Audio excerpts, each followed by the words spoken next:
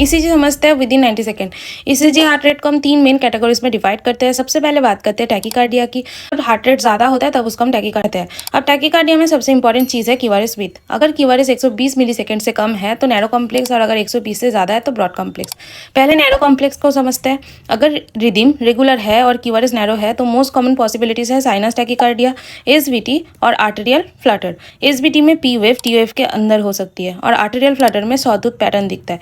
लेकिन अगर rhythm irregular हो जाए तो नैरो क्यूआरएस और इरेगुलर रिदम का सबसे कॉमन कॉज है आर्टेरियल फिब्रिलेशन। इसमें पी वेव एब्सेंट हो जाती है और आर इंटरवल इरेगुलर हो जाता है। कॉज याद रखने के लिए फेमस निमोनिक है आई हैव ए फिब। अब तक हमने नैरो कॉम्प्लेक्स देखा, अब चलते हैं ब्रॉड कॉम्प्लेक्स की तरफ। ब्रॉड क्यूआरएस का मतलब वेंट्रिकुलर ऑरिजिन का डाउट। अगर रेगुलर है तो थिंक वेंट्रिकुलर टैकीकार्डिया, और अगर इरेगुलर है तो वेंट्रिकुलर फिब्रिलेशन या टॉर्सिड्स दी पॉइंट्स। टॉर्सिड्स ट्विस्टिंग रिबन जैसा दिखता है। अगर पल्स एब्सेंट हो तो ये कार्डियक एरेस्ट सिचुएशन है। अब टैकीकार्डिया क्लियर हो गया, बात करते हैं ब्रैडीकार्डिया की। ब्रैडीकार्डिया मतलब हार्ट रेट कम। यहाँ सबसे इंपॉर्टेंट चीज़ है पेशेंट स्टेबल है या अनस्टेबल। पेशेंट अनस्टेबल है तो ट्रांसक्यूटेनियस पेशिंग, एक इमरजेंसी इलेक्ट्रिकल ट्रीटमेंट होता है।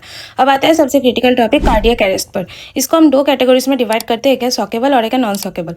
नॉन सॉकेबल रिदम्स में 2 आते हैं कि एसिस्टोल मतलब स्ट्रेट लाइन, कोई इलेक्ट्रिकल एक्टिविटी नहीं, और एक है पल्सलेस इलेक्ट्रिकल एक्टिविटी। इसमें ईसीजी पर रिदम है लेकिन पल्स नहीं है। इन दोनों में शॉक नहीं देते, सिर्फ सीपीआर और ड्रग्स। अब सॉकेबल रिदम्स, इसमें ventricular fibrillation, pulseless ventricular tachycardia.